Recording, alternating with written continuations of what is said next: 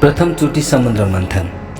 तब तीनै देवताहरूले समुद्र मन्थन गरे, जसको फलस्वरूप एक एक गरी तीन वस्तुहरू तीनैजनाले प्राप्त गर्यो। ब्रह्माजीले वेद, विष्णुजीले ज्ञान रूपी प्रकाश तथा सबैभन्दा कान्छा भाइ शिवजीले हलाल विष प्राप्त गर्यो। यस प्रकार ब्रह्माजी, विष्णुजी और शिवजी तीनै भाइलाई क्रमशः वेद, ज्ञान रूपी प्रकाश तथा विष समुद्र मन्थनबाट प्राप्त भयो।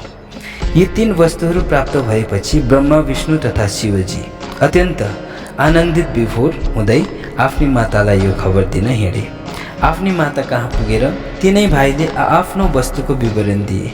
माता अष्टाङ्गीले उनीहरूलाई आज्ञा दिँदै भनिन्, हे पुत्रहरू, जसलाई जे वस्तु प्राप्त भयो आफैसँग राख।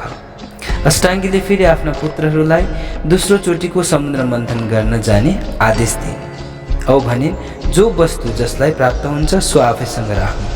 त्यसै समय अष्टाङ्गी मायाले तीन कन्याहरू उत्पन्न गरिन् औ समुद्रमा पठाइदिन्। उता तीनै पुत्रहरूले समुद्र मन्थन सुरु गरे।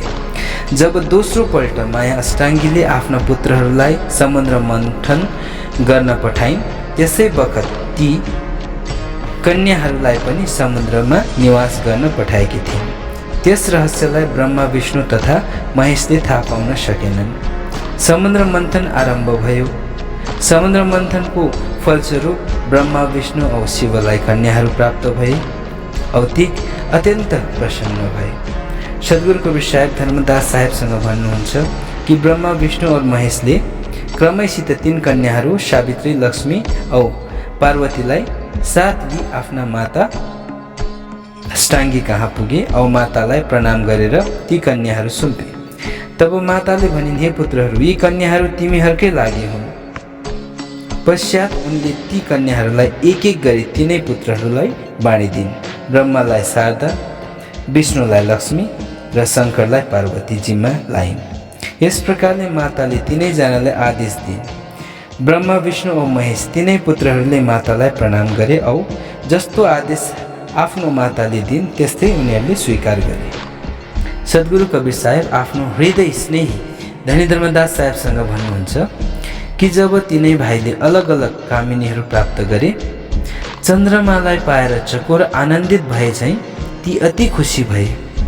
तदनन्तर ब्रह्मा, विष्णु और महेश तीनै भाइ कामको वशीभूत भए और यसरी देव र दानवहरूको उत्पत्ति भए। कबीर साहेब धर्मदास साहेबसँग भन्नुहुन्छ कि यो कुरालाई जाँच परख गर कि जो माता थिइन् नि स्त्री हुन पुगिन्। अष्टाङ्गीले फेरि आफ्ना पुत्रहरूलाई सम्झाएर समुद्र मन्थनको निम्ति पठाइन्। उनले भनिन्, अब तिमीहरूले अति शीघ्र समुद्र मन्थन गरी प्राप्त वस्तुहरूलाई ग्रहण गर। तेस्रो पल्ट समुद्र मन्थन।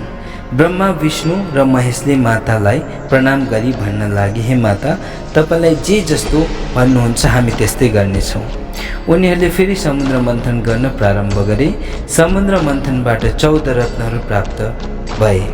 यी 14 रत्नहरू लिई ब्रह्मा, विष्णु र महेश आफ्नी माता समीप उपस्थित भए। 14 रत्नहरूको प्राप्तिले तीनै भाइहरू प्रसन्न थिए।